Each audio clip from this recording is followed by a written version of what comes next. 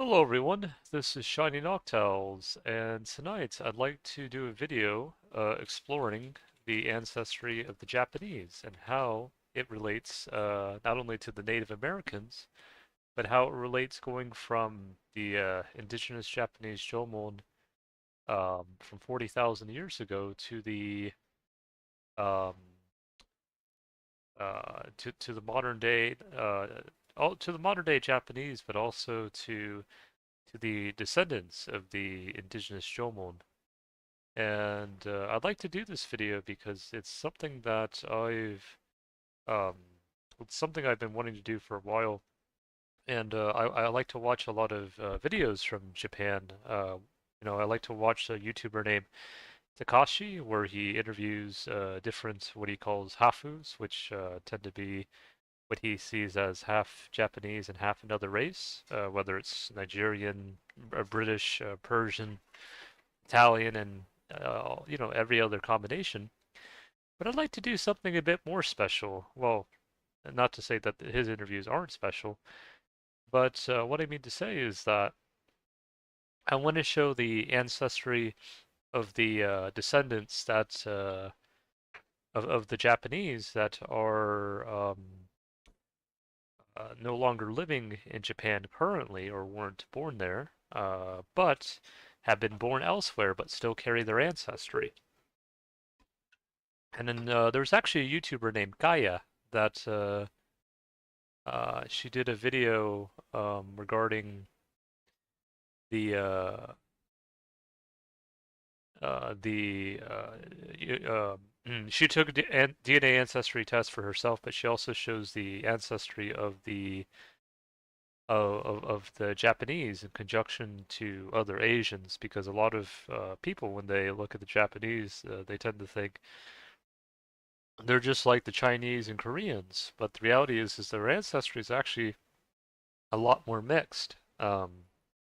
Specifically if you're thinking of people from the closer to the north of China around Beijing, which is typically Han. Um, if you look at the Japanese ancestry, they're a lot more diversified. If you look at the Koreans, they're diversified as well because they have the Yayoi ancestry, and the Yayoi were thought to have come from the Yangtze River, which is somewhere around here. But there are other ancestries that also have played a role in Japan, aside from Yayoi and Han. And so you see uh, um, Okotosk. I'll see. I was gonna try to see if I could see if there's a proper way to pronounce it, but for now we'll call it Akoltosk. Akoltolsk was thought to, it seems like that it may have come north of Siberia, or right, yeah, so north of Japan, and it was thought to have come from the Ninvik people. And who were the Ninvik? So they are a Siberian group of people that probably or most likely had come from somewhere around the Amur River, and these populations would be related to the not only the Inuit, but potentially even populations even before that. I'll see if I can, because there are tests where the Japanese um, they'll take a test and sometimes they'll get Inuit. This would be part of what they would have looked like. Um, actually, uh, I have so I'll show you them and then I'll show you kind of a picture more so of a if I can find one.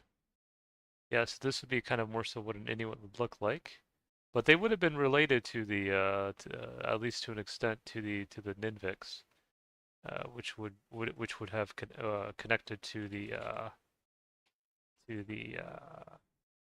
Amur, and actually part of my ancestry is Native American, and but it also connects with the Ninvik people because really the Native Americans and the Japanese actually to an extent are related, or East Asians in general.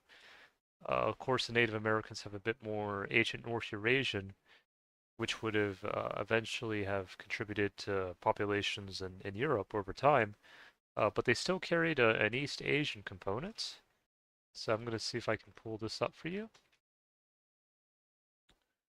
So you can see here there's Inuit Canada Dorset, and you can see these groups were the Maroon Cognate. There's also Sakan Mongol Horde. But I think Maroon Cognate is something to focus in more on because you can see the populations here would have been connected to Korea, which some of the Japanese have shared ancestry with them. Also Greenland. This says Russia, but it's really Siberia. Um, and you can see the populations here. Just gonna show you the Ninvik. Should be right here. It's either Nidvik or Nidpai, but they're essentially the same people, at least from what I've read. And so they would have been connected. Then also I have um, some Sokoi Greenland ancestry. See here, this is mainly just rune cognate. And then again, you look at the haplogroups, very similar.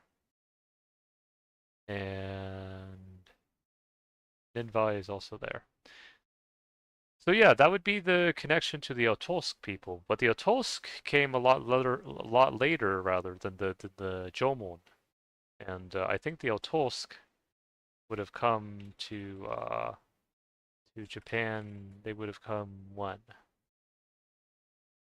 Yeah, 6th to 8th century. So they came quite a bit later into Japan's history, even after the Yayoi and the Han, and they had entered through Hokkaido. So let's go to the Jomon. So the Jomon go way, way, way back in Japanese history. Some say the Jomon may have settled in Japan. It could have been up to 40,000 years ago. And we will pull this up here. Uh, it says here 14,000. But if you look at when was Japan first settled, see 38,000 to 39,000 years ago. And these would have been most likely actually the beginning of the Jomon, which, because I know some say it began 14,000 years ago, but it actually began even before that because um, it was said that now if you go to 13,000 years ago, that would be the connection to haplogroup C1a, which would be connected to prehistoric Europeans from the Argonation culture. But if you want to go to haplogroup D, then they would have settled Japan most likely way before haplogroup C1. They would have settled Japan, yeah, 40, 50,000 years ago. And these would have been the original Jomon. So basically, people who would have looked similar to this, to the Malaysian Hobinhan hunter-gatherers would have been related to the original Jomon 40,000 years ago, or the first Jomon in Japan.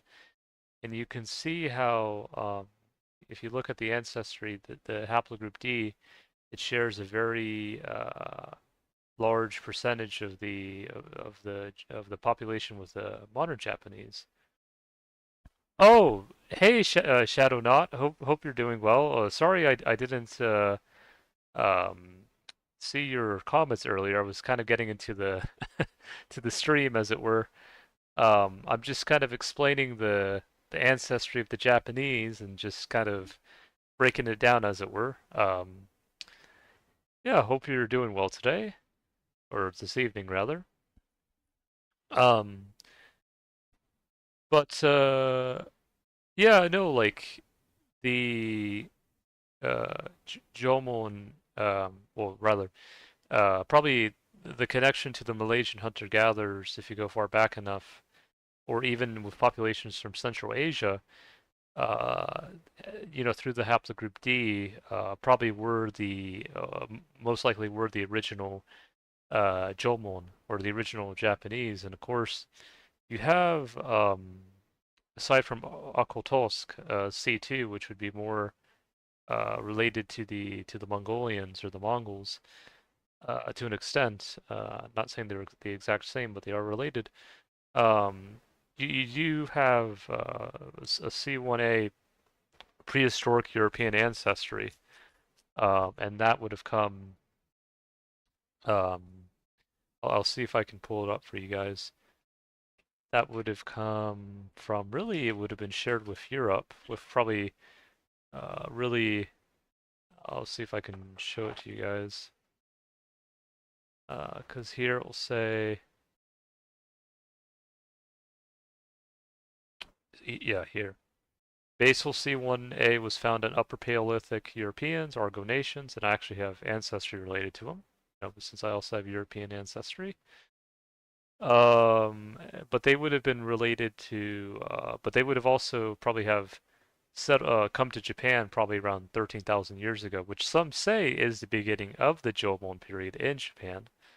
But really, even before the what would have been related to prehistoric Europeans, the original Jomon, again, were most likely more so related to Malaysian hunter-gatherers, which would have been haplogroup D, or that would make me think of rather Kazuki Takahashi, the author of Yu-Gi-Oh. Um,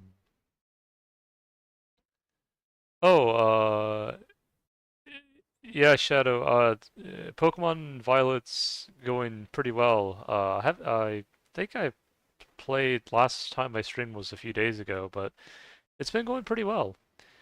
But yeah, no. So why is haplogroup D so important? Why is it good to establish that the Japanese had originated, or the Jomon rather, had originated even before people related to the Argo Nation culture, even before they got into Japan 13,000 years ago?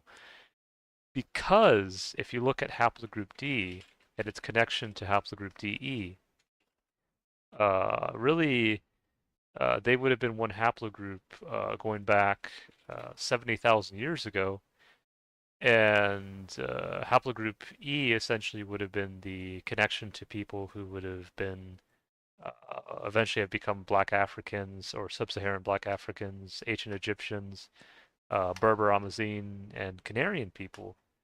And so when we look at Kazuki Takahashi and his work of Yu-Gi-Oh! And how it connected to ancient Egypt, some would ask, why is this Japanese author?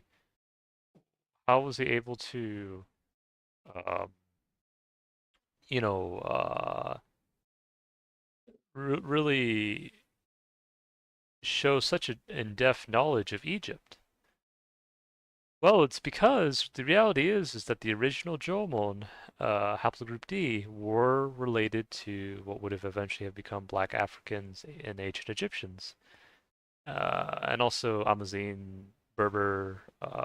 Really, they prefer to be called Amazigh because when you say Berber, it was really meant to correlate more so to barbarian, but really they are Amazigh, and they're actually quite a mixture. They have varying degrees of Anatolian farmer, ancestral North African, and then some do have sub-Saharan African. But they're really a mixed people that can be from the lightest shade to the darkest shade. Um, but yeah, so and this might also contribute to why some of the Ainu from Japan uh, could have a bit more of a Caucasoid kind of features. It could also be related to, because I was looking at some of the ancestries of the Jomon and Malaysian hunter-gatherers. Now, some of them did have basal East Eurasian, which would have been related to Malaysian hunter-gatherers, and some say that it had kind of split from the what they call the Arabian Peninsula. And I'd have to see when it had split, because East Eurasian, no, basal East Eurasian ancestry split when? Yeah, somewhere around the Persian Gulf. And and then essentially,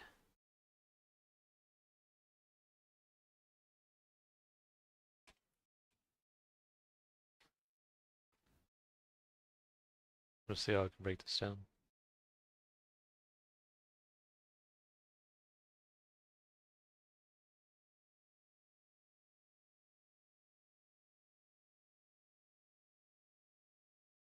Yeah, so you see here basal Eurasians, which would have been related to Malaysians and Jomon, represent a sister lineage to other Eurasians that may have originated from the southern Middle East, specifically the Arabian Peninsula or North Africa, and are said to have contributed ancestry to various West Eurasian, South Asian, Central Asian, as well as African groups.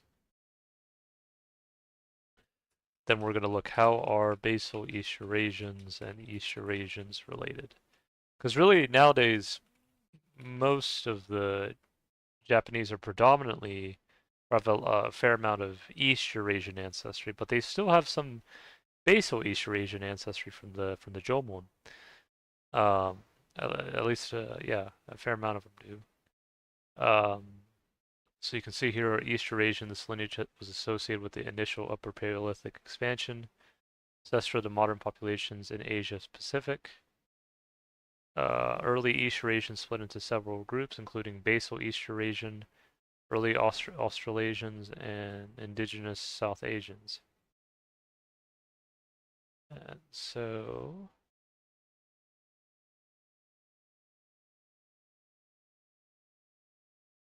I think there's a kind of a map for this. So you can see,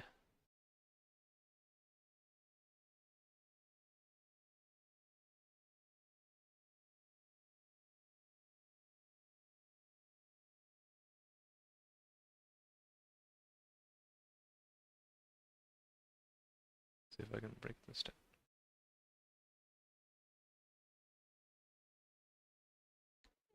Yeah, so you can see East Eurasian had separated into, originally had to come from, there was a connection to West Eurasian, then it had separated into early Australasian, and then basal East Asian, and then it had split off into basal East Asian and Mongoloid East Asian. But notice these two groups are very related, that they have a common ancestor through basal East Eurasian, or basal East Asian, or however you want to say it. And so you can see the populations here, how they're related, like Proto-Malay, Annamese, East Asian, Americas, and see the connection with the Native Americans, Northeast Siberians. So this would have been more so how the basal East Asians originally looked like, so that they had a bit of a darker skin tone, similar to Africans, Black Africans. And then over time, and then even some of the original Asians with more so Mongolian features also had dark skin. And then over time, they became a bit lighter, and they had a more so a reddish skin tone, which would be seen more so with the Native American Indians. Then after that, they got a lighter skin tone, which was more so of a yellowish skin tone. And you can also see that in Native American Indians as well, from the far south to the far north. And so why is this so important? Why is this so important to share? Because the reality is that um, these two groups, essentially, the basal East Eurasian and the East East or the basal East Eurasian are essentially related to each other. Um, and so that's why, even though some people might think the Southeast Asians and the East Asians are very different, they're not as different as you would think. And I can show this here. Yeah, and it says here basal Eurasians and East Eurasians are related, with basal Eurasians being an ancestral lineage to East Eurasians. See. So I guess essentially what it's saying is that the basal East Eurasian had come first, and then the East Eurasian had kind of split off from that. You can see this lineage is thought to have split off before other Eurasian lineages. And again, it speaks about North Africa, the Middle East, and then East Eurasian is one of the main clusters of modern human genetic diversity, along with West Eurasians, West East Africans, and Central North and South African hunter-gatherers. And it speaks about how it's ancestral to modern East Asian populations, as well as Southeast Asian, Polynesians, and Siberians. Um, but really, what would have happened essentially is that the basal East Eurasians, or people who would have looked like this, would have come first, and then as they split off more so into the what they would call more so Mongoloid East Eurasian, they would have essentially have diversified into people who would look more like this. Um, and so why is the after speaking about this, why is it so important to speak about the basal East Eurasians? Well, because the Jomon, specifically, even though they had a good amount of the East Eurasian population, or more so people who would have looked similar to this, they also had some basal East Eurasian population, which would have connected to people who would have looked more similar to this. So it was essentially that fusion between the what would have eventually have become East Eurasian, or what would essentially have been more of a Mongoloid phenotype, if you will, or rather East Asian phenotype, and then the original basal East Eurasian phenotype that had kind of fused together with that, or had kind of come back around, if that makes any sense. Um, so that's why when you look at some of the Japanese, like Kazuki Takahashi, at least in my opinion, he looks a fair bit different than what some people would think of as a classic Yayoi to Jomon kind of a look. To me, Kazuki looks a little bit more Jomon than Yayoi. However, there can be a mixture of the two. But I think the problem with the stereotype of that a lot of people have of the Japanese is that a lot of people think that most all the Japanese, or most of all the Japanese look like almost like 100% Yayoi. But this is not the case, because reality is that a large percentage of the Japanese really are a mixture of both the Jomon and the Yayoi, or the basal East Eurasian and East Eurasian. And really, that's all connected back to, at least if you go through the Jomon lineage, but even later on, because really the East Eurasian would have essentially have come from the basal East Eurasian. They would have just have split off. That they really had come from originally from the Middle East, or North Africa. This kind of goes in line with what one of the Quechua elders had said regarding where his ancestors had come from.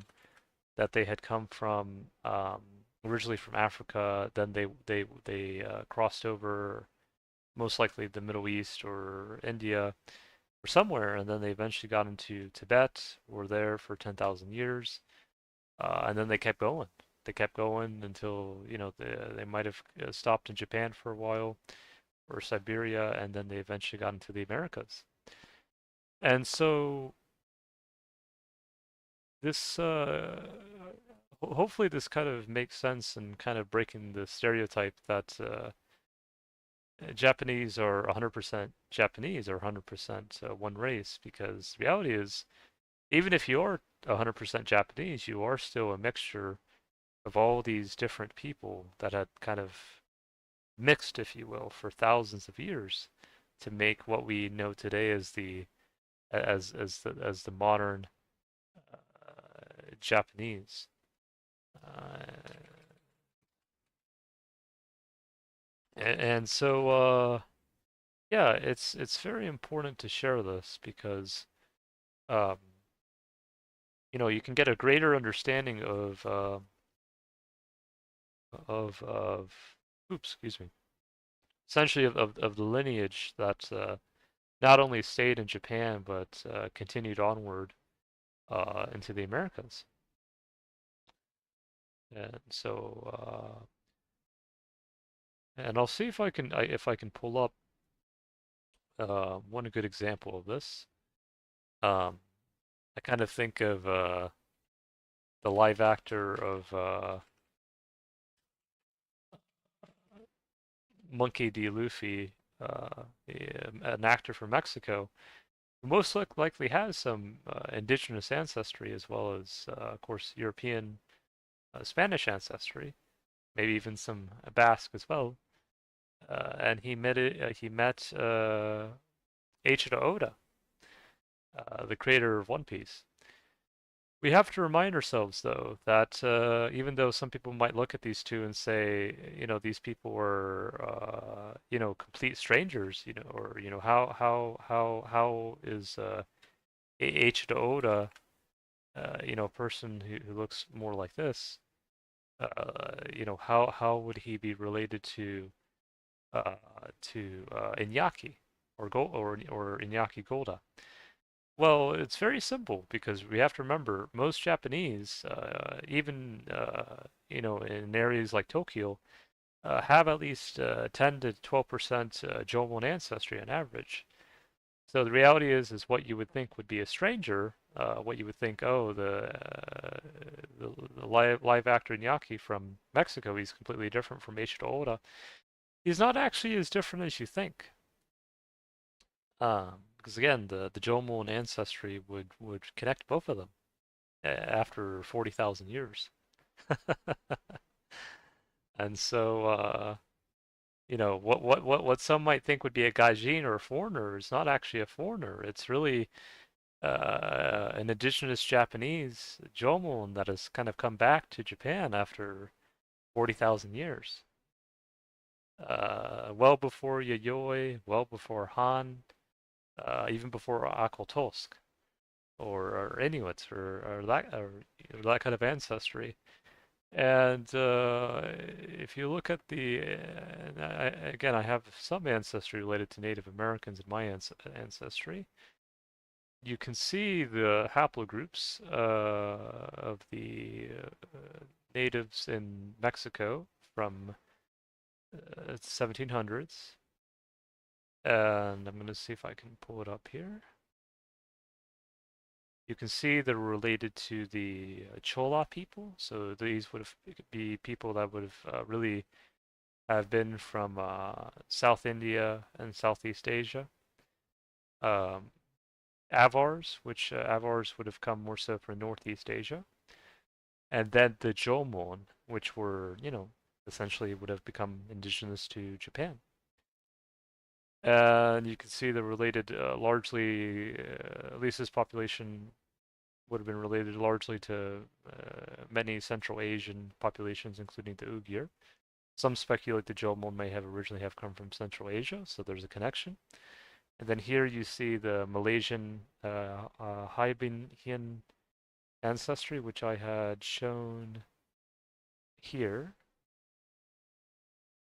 And then also ancient Egypt as well, and Mongolia too. And so again, the ancient Egypt again reminds me a lot of Kazuki Takahashi and his work with Yu-Gi-Oh. And actually, I run a store where I sell Yu-Gi-Oh Pokemon cards, and it's kind of been something it's been fun for me to do. And so you see the ancestries here were You have Bronze Age Nepal, which would have been related to people connected to Jomon. Here's the ancient Malaysia. And then here's different samples of Jomon in Japan, Okinawa, Saganji, and Sanganji is a little bit north of Tokyo. I think there's even a sample in Korea. And these samples weren't from too long ago, relatively speaking. Like 2,600 years ago is not too long ago in comparison to how long the Jomon have been in Japan for over 40,000 years ago. And again, I'm really speaking about the beginning of the Jomon, which really I know some say it's 13,000 years ago, but really I would say the Jomon were even before that. The Jomon really started 40,000 years ago. The people related to prehistoric Europeans, which would have come from the Argo Nation culture, which I'm related to, that would have come 13,000 years ago, towards the end of the Ice Age. But the original Jomon is, and because again, you look at the lineage of the Japanese, it's you don't, I mean, you do see some haplogroup C from the Altolsk, but you largely see predominant majority of the haplogroup D lineage of the original Jomon lineage, even though there was an addition to Jomon, and that would have come through the haplogroup C1a, which would have coincided with the 13,000 years ago kind of culture of Jomon, or in addition to, if that makes any sense. Uh, and then you can see samples from Africa, like not only Egypt, but even like Kenya. And it makes sense because the Malaysian hunter-gatherers, even though they had a majority basal East Eurasian with some East Eurasian, they also had some Anatolian farmer, and then also some sub-Saharan African. And then the Anatolian farmer would have come probably they would have probably mostly have come from the Middle East as well, and that could have been over a period of time. Uh, and it could have even been, and it was probably after. I'm suspecting it might have been after. Um, it could have been around 13,000 years ago, but it could have been a little bit after that, and so that could have contributed to a bit of the more so you know, Caucasoid-looking kind of appearances of the Ainu. It could have also have come from the Argo Nation culture. That could have been contributed to part of it. But I'm strongly suspecting that there was some Anatolian farmer lineage that was probably there that had contributed to the ancestry. Um, so yeah. So now you know that H-do Gora, or not H-do Gora, that Inyaki Gora and oh, or or no, wait, hold on. And I'm trying to think about this. Godoya, no, Godoy. I think it's Godoy. So give me a sec. Uh, Vamos a ver. Let's see here. Oh. Let me look.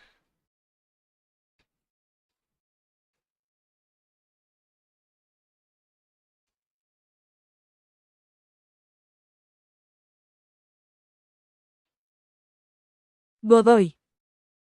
Godoy. Yeah, Godoy. Yes. So Iñaki Godoy, and then I'll say the full name in Spanish, and then we can do the full name in Japanese. Inaki Godoy. Inaki Godoy. You see how it's very similar, how it sounds? Inaki Godoy. Inaki Godoy. Inaki Godoy. Inaki Godoy. So how so when people say, okay, how is Spanish and Japanese? How is it that how is it that they sound similar phonetically? And that probably goes back to the Anatolian farmers. And who were these Anatolian farmers? Well, it'd go back to the Mycenaean Greeks. And actually, there's a YouTube channel that let me skip this ad.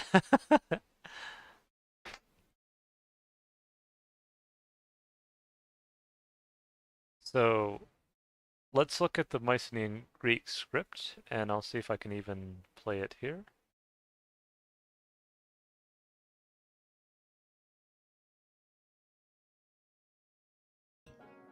Akoro, pate, yunaya, kovo, pakano, chumino, pamako, temeno, vasiref, wanaka. Okay, so even just seeing that little kind of blurb of Mycenaean Greek, notice how it almost the words look like they could have been written in Japanese. But the reality is that the Mycenaean Greek script also heavily influenced Spanish, because if you were to pronounce these words in Spanish, it would be very similar because, well, we would have been the descendants of the Mycenaean Greeks and the Mycenaean Greeks and the Trojans. And so in Spanish, if you want to pronounce these words, you would say akoro, pate, kunaja, koyo, pakano, kimino, pamako, temeno, kasireo, yanaka. And you would probably say it similarly in Japanese. And so I'm thinking that there was probably some ancestry, not just from what would it be? Yellow Chinese. I'm gonna try to say it. It wasn't just from farmers from China, or they would have, or the farmers from the Yellow River. I'm suspecting that it would have even been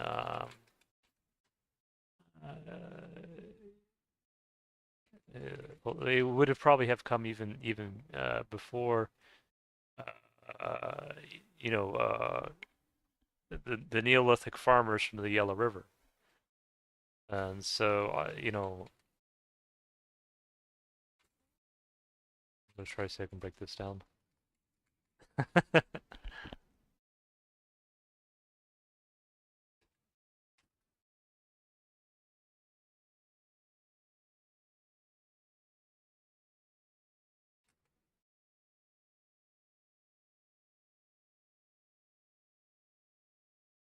So you can see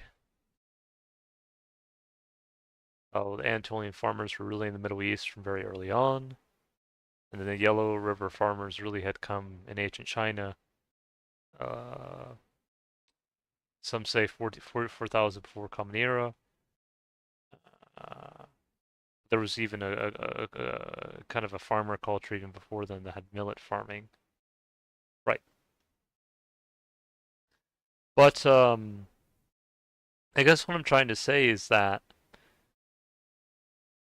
because notice how Japanese, of course, sounds very different than modern Mandarin Chinese, and even to an extent, now Old Chinese would have been a little bit closer, I think, to how Japanese would have sounded, or similar to Tibetan, and that might have been the gateway for the Anatolian farmers. And so, because I noticed Japanese, and I'm very impressed oftentimes, but they pick up Spanish very well, actually, when they learn the language. Um, and of course, they might be surprised how I can, say certain words in Japanese. But I guess what I'm trying to say is that really, we're not as different as I think our ancestry, if you take the European Spanish and the Jomon, uh, there would have eventually have been Anatolian farmer ancestry that would have probably have connected both of us, is what I'm thinking. And that Anatolian farmer ancestry, um, some of it would have could have been, of course, haplogroup G would be one haplogroup, but also a J2 would also be important as well, and that would have connected with the Mycenaean Greeks. which you see right here. Now, we don't see J2 as a predominant lineage in modern-day Japan, but there might have been some traces that could have been carried on through the Jomon. Um, and so even though you don't see the Y-DNA haplogroup largely represented, that DNA that had sequence would have still have been there. And it makes sense now, especially if you look at the relations of the Jomon and how they really were connected at the very least to Egypt and to parts of Africa. But I'm suspecting that there was most likely the Middle East or Anatolian influence. Probably later on, though. I wouldn't say at the beginning. I would probably say it would have probably have come. Um, well, I'm gonna try to see if I can break this down because the Malaysian culture or the Habon Hin culture, when they had said that that culture would have related to Ainu, that would have existed 4,300 years ago. And so there might have been some Anatolian farmers who had gone all the way to Malaysia and then eventually to Japan and the Americas. Oops, excuse me. Even before then. Um,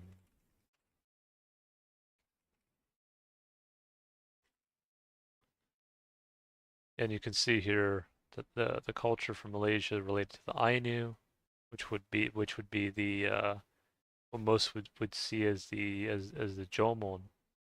And you can see that this is what the Ainu would look like, and uh, and then they would have also have been connected to other natives in the Americas. One being natives from the Pacific Northwest. Some say these might have been some of the oldest Native Americans in the Americas. And then you have the Patagonians from Patagonia, and I actually do have some ancestry related to the Patagonians. Or actually, when I think of, because I was watching a YouTuber who was actually interviewing the Ainu, and a Japanese YouTuber named Kinko Ito, and she was interviewing the Ainu, uh, and kind of getting their accounts of how they felt as being Ainu. And when I saw them, they remind me a lot of the Kawesqar from Patagonia. Yeah, the Kawesqar, because I know many people like to compare them to the Pacific Northwest tribes, but to me, they would have most likely have also been connected to the Kawesqar, because when I think about what natives to me do the Ainu most represent or look most closely to? Of course, Pacific Northwest. There's a connection there, and I actually had a friend, an old friend named Jess, who actually was from a tribe from the Pacific Northwest, and she felt a connection to the Japanese, at least from what she would call the medieval period. But there were other natives that were also related, maybe even more strongly, to the Jomon, and at least in some ways, or to the Ainu. And when I think of the ones that really had a strong connection, I think of the Kawesqar from Patagonia.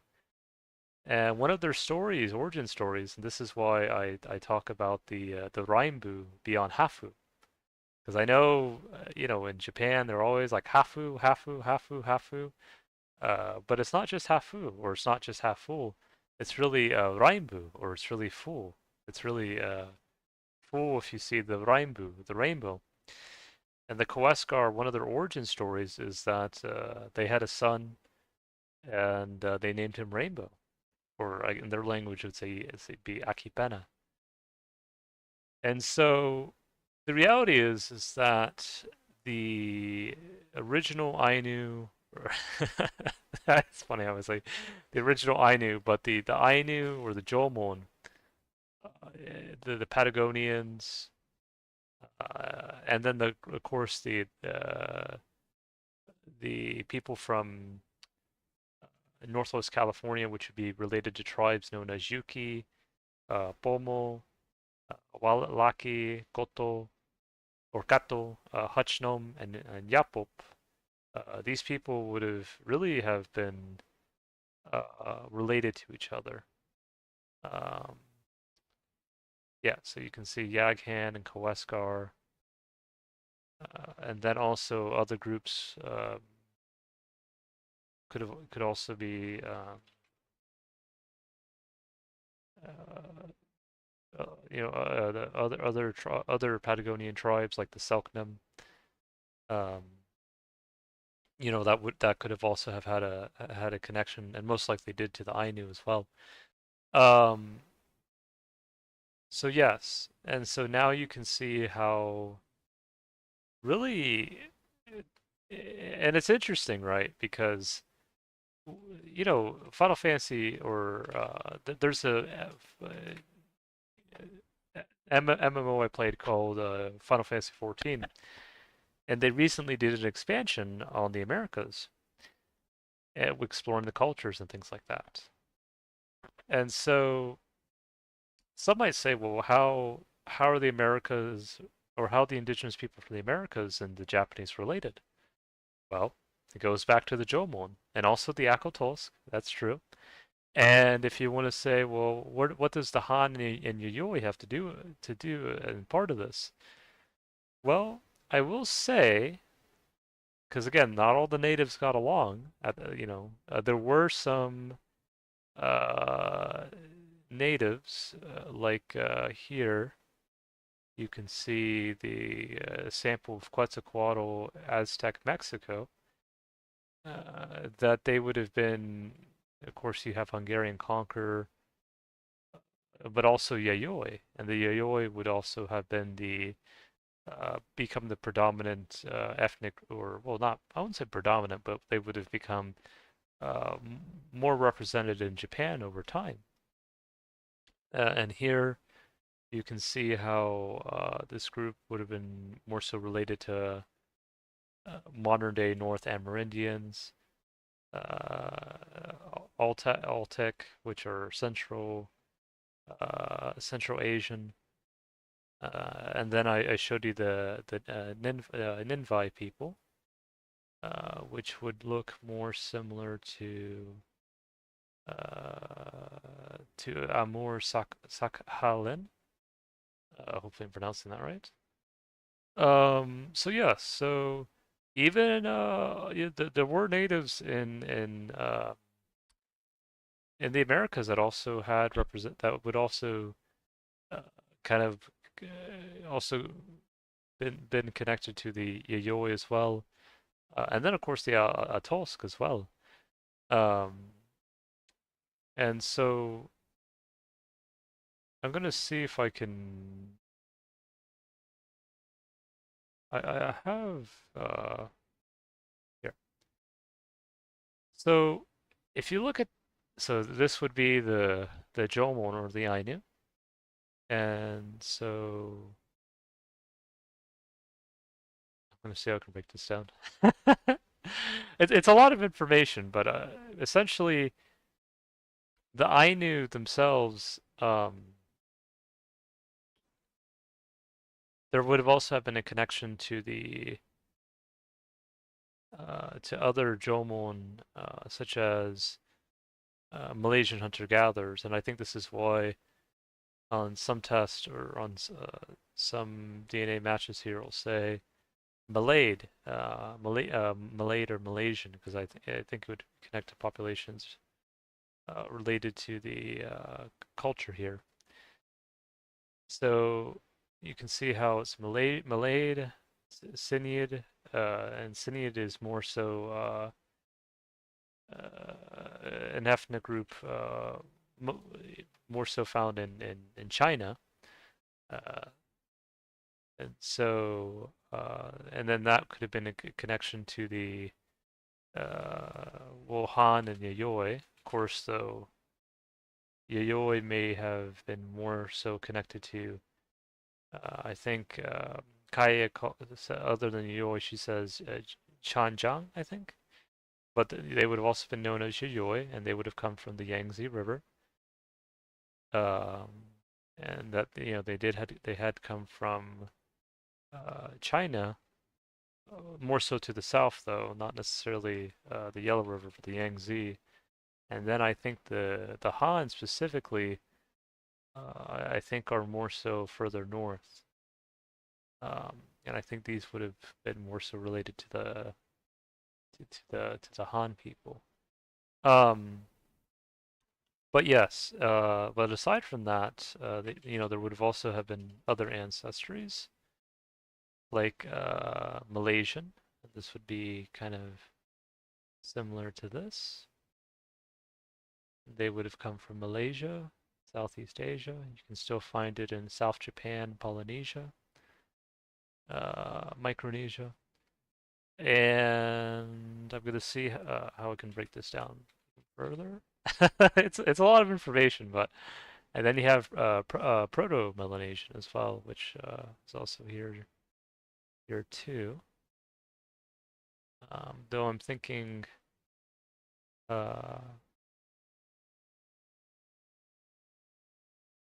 try to see if I can break this down.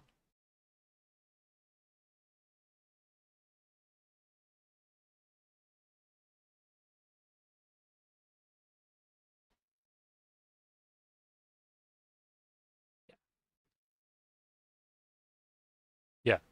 So definitely it's a mixture of Southeast Asia, Polynesia, China, and also Siberia.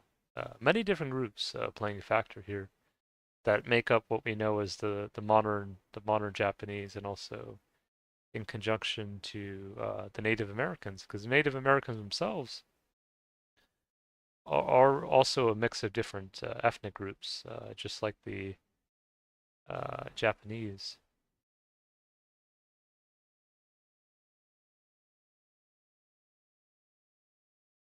And I'm going to see if I can break this down. It's a lot of information, isn't it? But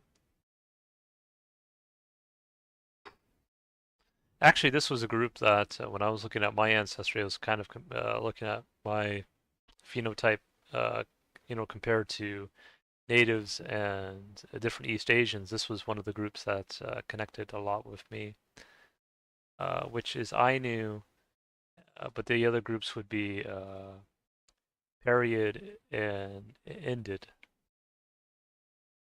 And so period would be South Mongolia. And then this is also what I would think would also have been connected to in some ways to the Malaysian hunter-gatherers to an extent. Um, you can find them from Madagascar to Japan and Easter Island, which is in South America. So you can see kind of the different groups.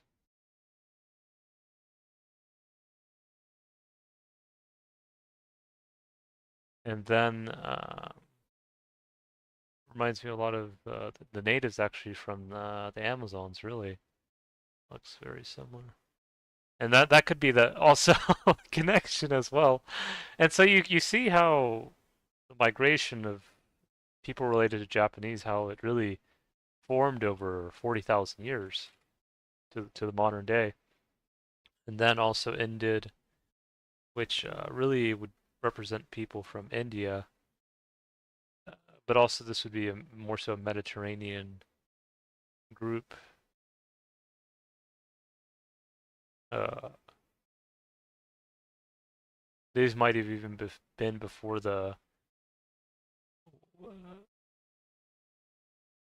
because I think India had been invaded by.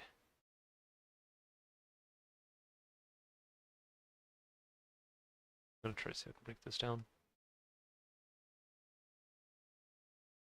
When was India invaded by.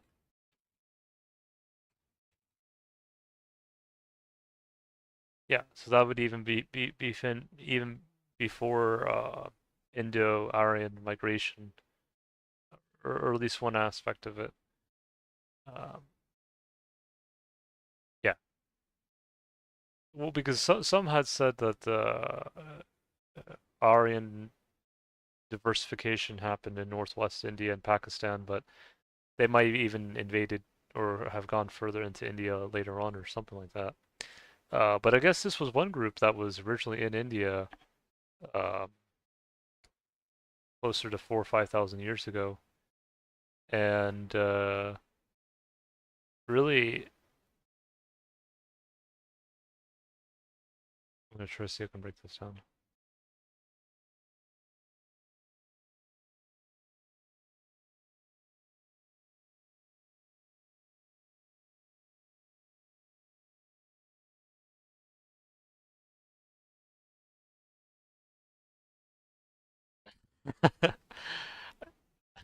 It's just take me some time to break down. Um,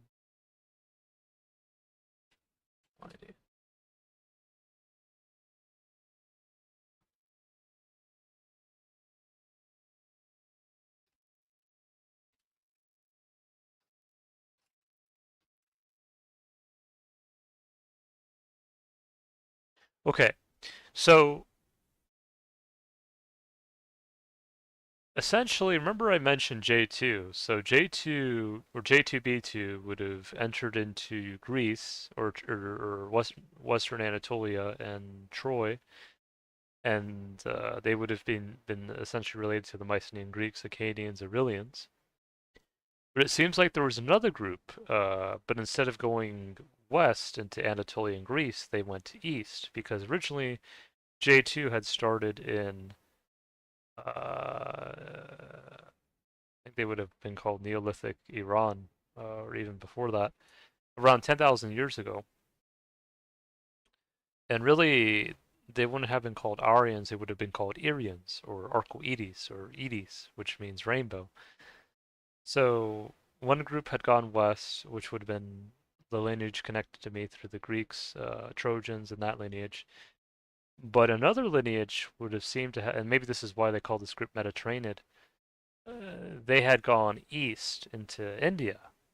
And I guess they even went further east into Japan eventually.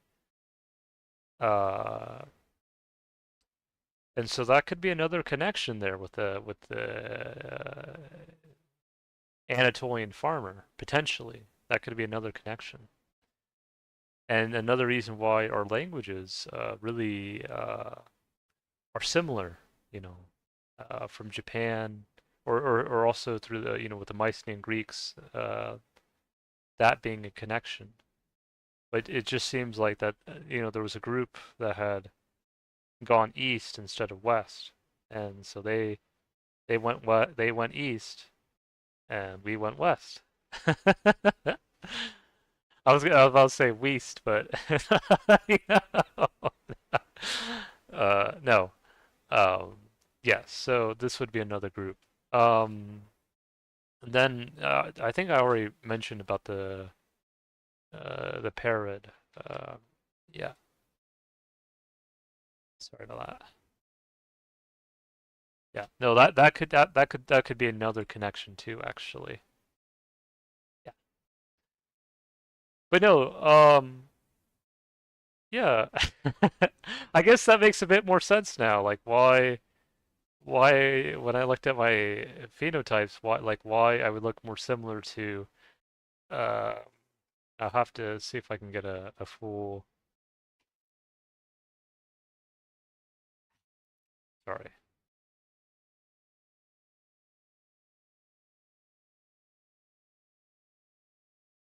I'm gonna see if I can.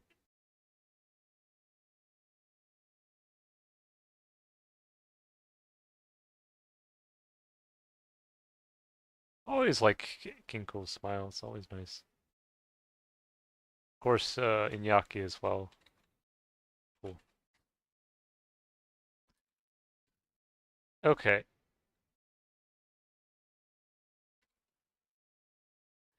I think I'll find it eventually. I might have to pull up different groups. We'll find it. Um,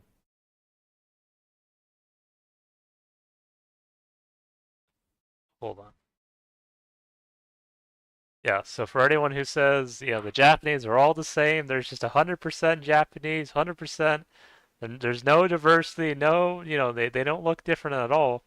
I got news for you. They're actually more diverse than you you might think. Yeah, it's and it's not a bad thing. To reveal that. This was another group that I had I had compared with phenotypically. The Choshi lineage. Look about say Choshi lineage, but no. Um, it's and then this lineage would have been connected to Synod, Perid, and Ainu. Yeah, that was another lineage that I had looked like as well because, and I would suspect because maybe some of the natives had carried um, kind of a phenotype that had looked more similar to people really from what most people would commonly associate with East Asia, that they would have that there would have been kind of that connection, and that could even have come from it makes me think about the Andean people to an extent. Because some had said that they could have been connected to Tibet or the Shang dynasty. Um, so that could be one connection, maybe. Um,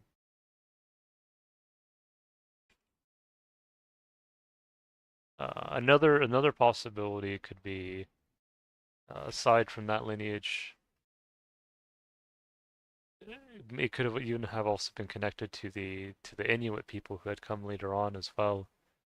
Because if you look at the Inuit and you look at the Sinid, uh, people that more so originated from Neolithic China, you can see that they look sort of similar-ish.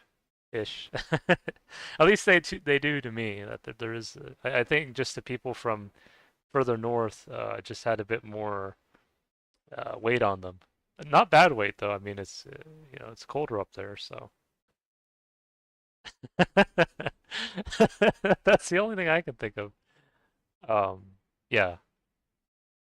So that could be because I did have like some Arctic Amerindian ancestry, which I think could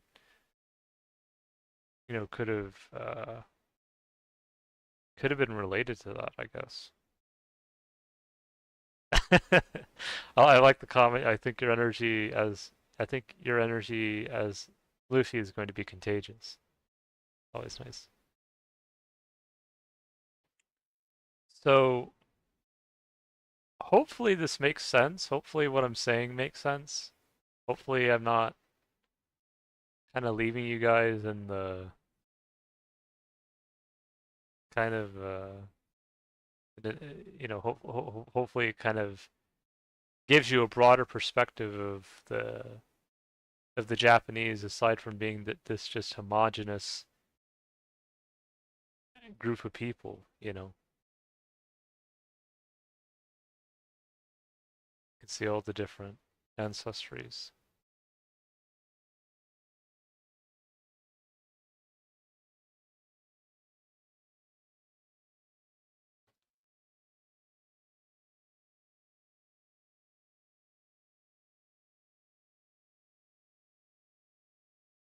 I'm gonna pull up Tongood, and because maybe that connects with Tengi.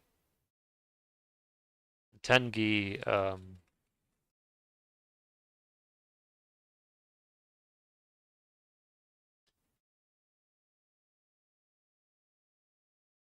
Yeah, Tengu. That could most likely be connected to the Tunzuk people, potentially, which were Central Asian ancestry that may have come from the Gobi Desert to the Siberian Tagai tundra. And that would have also been connected to the most likely to the Otosk people, or the bunch of people who would also be related to Inuit and other populations.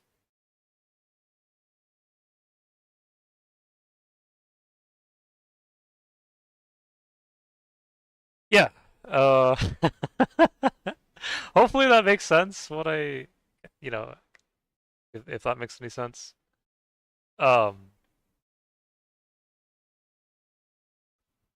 and then also there's another group, Vedic. Let's see if I can pull this up. Populations kind of further south of India. Uh, would have also have eventually have contributed to some of the Japanese that are Ryokuryans. Those would have been the Japanese in kind of in South Japan or in the south of Japan.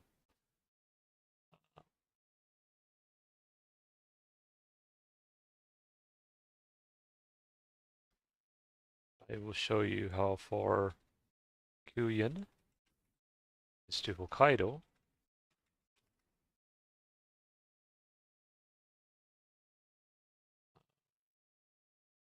Well, that might even be in Okinawa, actually, maybe.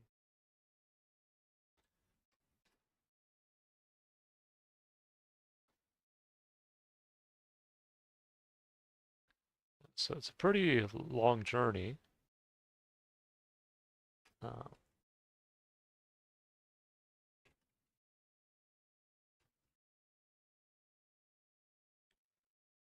see if I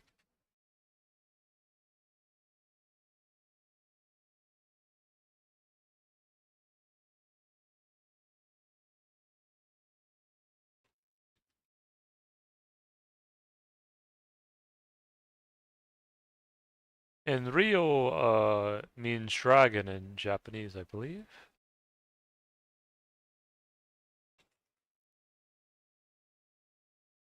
Okay, so Okinawa would be one of the islands. So it's so even just to Tokyo it'd be 41 hours. And then to Hokkaido it would be 59 hours. Yes. So, um, yes. That's what would be the connection there. Um, okay. So, and then of course the Ainu um would be essentially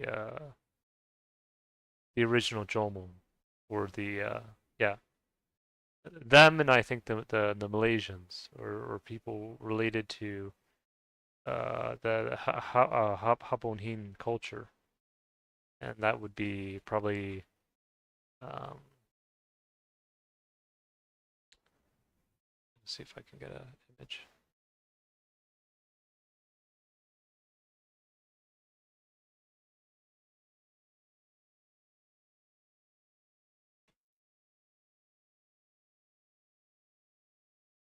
Probably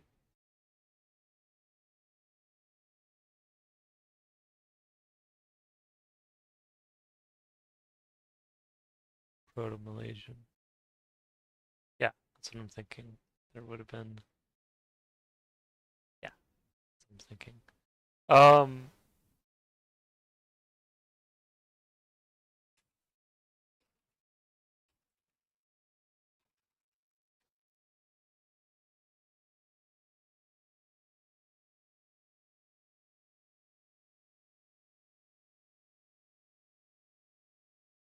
Tropical Mongoloid.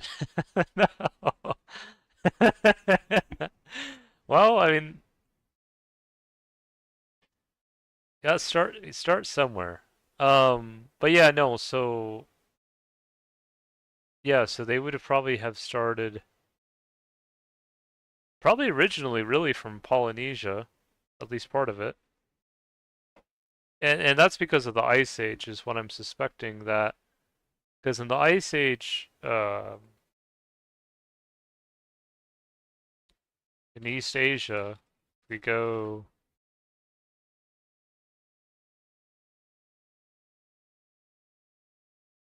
try to see, pull a map. Um,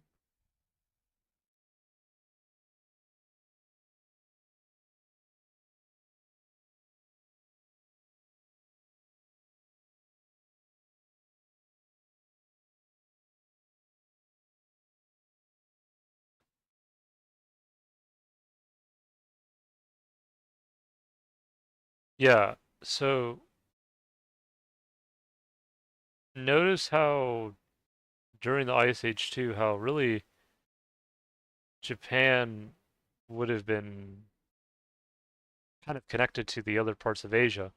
But notice how the north of well, most of North Asia or Siberia is frozen in ice. So probably what would happen at first is they probably would have really have settled in Polynesia or Southeast Asia before they got into Japan.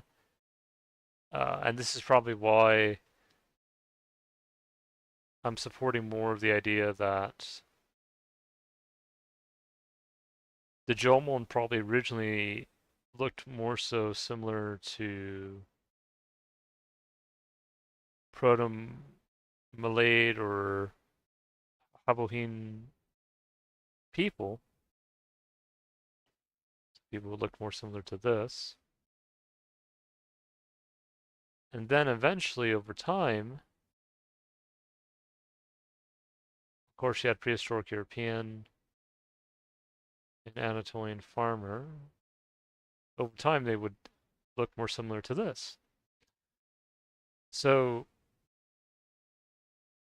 yes. I think that's the best way I can explain it. That really, the migration probably started further south, and then at the end of the Ice Age, then there was more of a northern influence as well. Yes.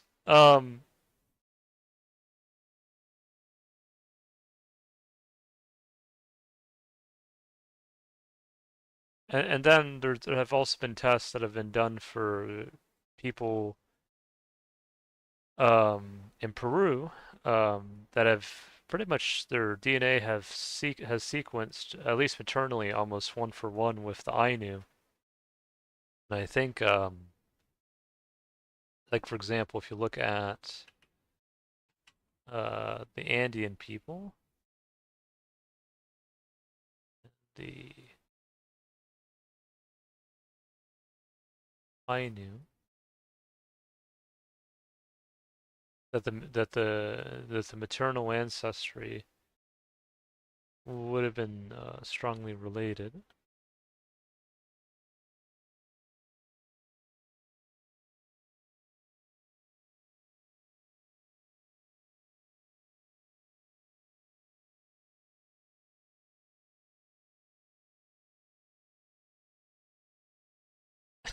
I know I'm kind of doing it kind of quick, but um, I'm going to see if I can pull it up.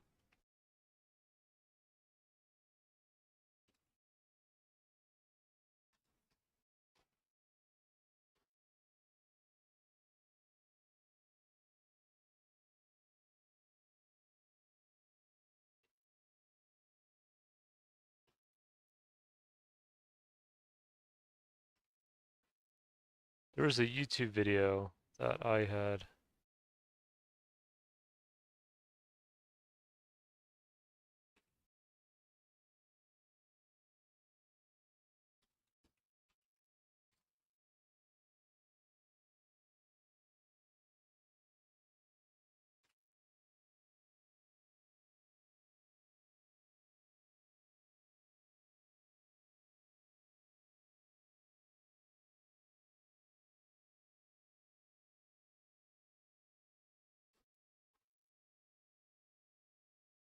I don't know if they deleted the video or something, but it was here.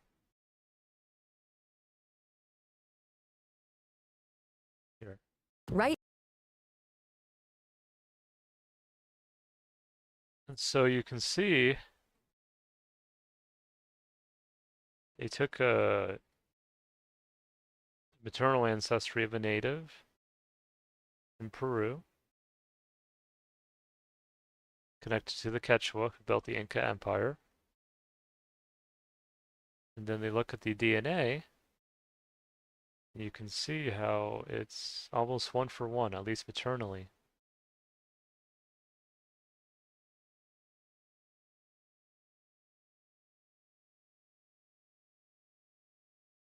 As the closest to this native South American people is the Ainu, which would be the really connected to the Jomon.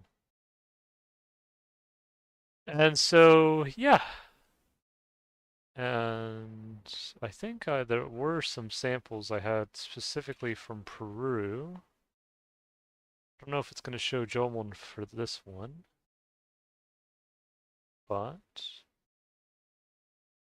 because again, you got to remember that even the natives themselves could be pretty diverse depending on which native is sampled or the ancestral match. Um,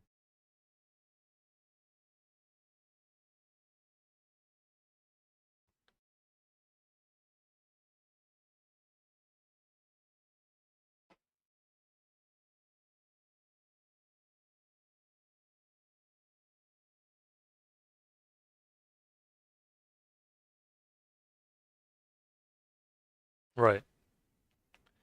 But no, I think there is a connection there. At least, um,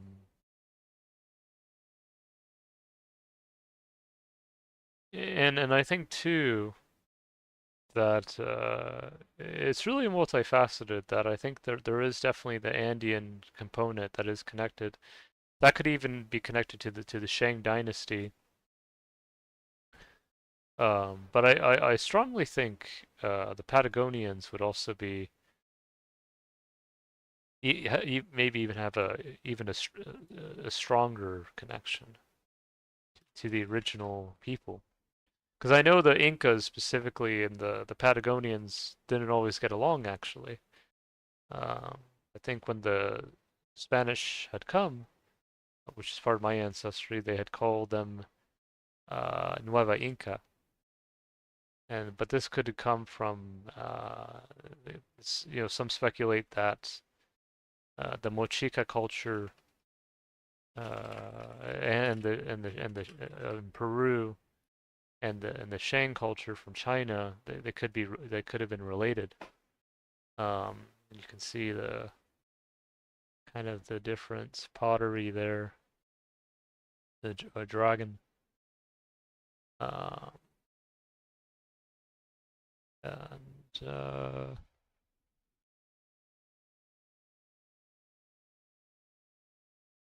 yes, and then also some try to compare the Mayan culture with the Sanjing-Du culture.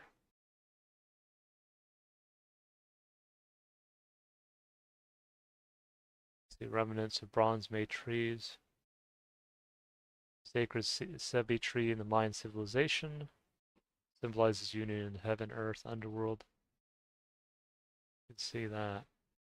But no, I think that even before all that, I think that some of the original natives, again, were the more so people connected to Jomon, Ainu, And of course, she also had Malaysians related to Anatolian farmers.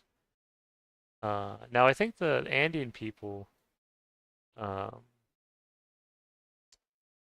they say they have also a connection to Tibet, and and that's what I'm thinking.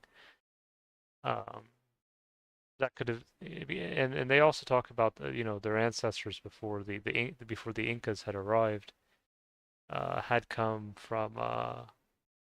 I think that's what one of the elders had said, that before Incas, their ancestors had reached through Tibet. Maybe the Incas would have been uh, could have been connected to the Shang dynasty. That could have been part of it. There could have been other factors as well.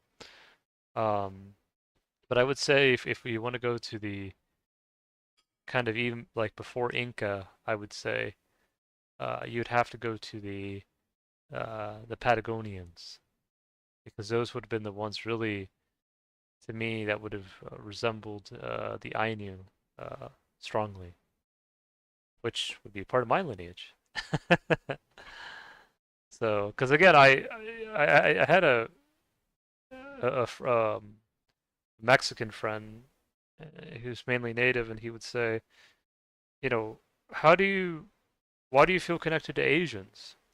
Or why do you feel connected to the Japanese? And I would say, well, it goes back to the Jomon.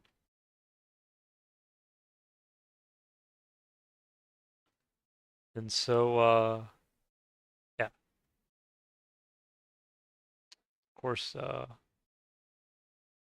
Malay, and it's really like my native ancestry is like very mixed actually. Like I have, I think on one test it will say like 5.8% North Amerindian, which is Native American, 6.15% Mesoamerican, which is in the middle, and 2.3% South, and then 0.9% Arctic. But then when it goes down to the Pacific groups, it'll say like 6 to 7% Patagonian. And so, and I think those would have been the group connected strongly to the Ainu. And I think maybe that's why when I look at my DNA test, I do have like East Eurasian, which that group specifically would point to like the Amur River, and which kind of borders China and Siberia. Um, it's like I think I had like 5.6%, but like the rest of it was like ancient North Eurasian, or not ancient North Eurasian, ancient. No, actually it is ancient North Eurasian, which would have contributed to Native Americans, but also Europeans. And I think the Patagonians were the ones who really had the most ancient North Eurasian, like, or out of all the natives, really. And so that could be even another kind of point connecting them and the Ainu.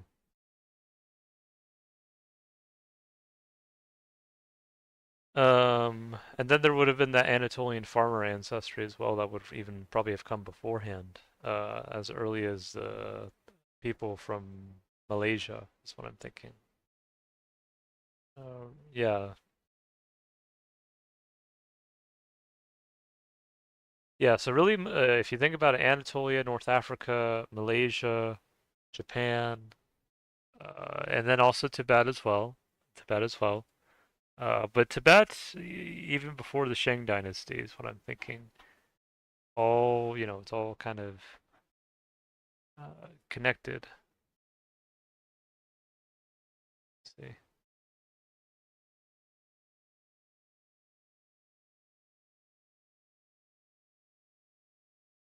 Yeah, that's what I'm thinking.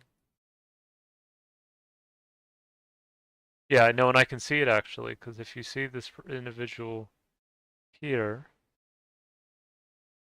and you see the Ainu here, aside from the skin tone, they look very similar. I'll see if I can get a better, closer image. Sorry about that. Let's see. So see the Ainu here, not the Ainu, but Malaysian and the Ainu, you see particularly the male in the center. Here you can see how it's pretty much almost like a one for one.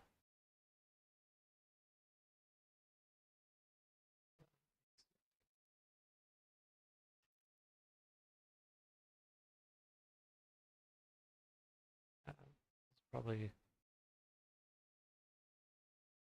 connected to the Kawesqar a little bit as well, I'd say. Yeah.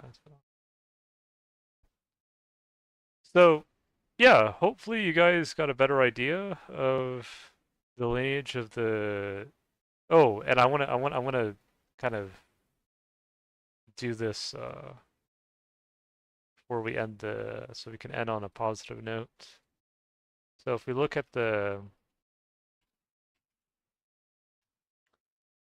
half Japanese ancestries, I just want to show you where Japan will be heading, at least with, and not only Japan, but even in the Americas, people descended from indigenous Japanese Jomon, where it will be heading, that you'll have really a mixture of people from all different backgrounds, all different, who will be part Japanese, part Jomon, and of course Yayoi, Han, Ottosk, and Indid, Ainu, all that, and then there will be even more. So it's not really Hafu, it's Rainbu. So this is a reminder for people who, uh, when they want to ask, you know, where are we heading with this? I just tell them the Rainbu is where we're heading with this. The rainbow, the arcoides. Or the Japanese elder, she would say rainbow, or maybe even Niji. So anyways, guys, hope you enjoyed the video. Hope you enjoyed watching, and I'll be off for now. Slangafol, Asolego, Atalogo. I have to see how you say bye for now in Japanese.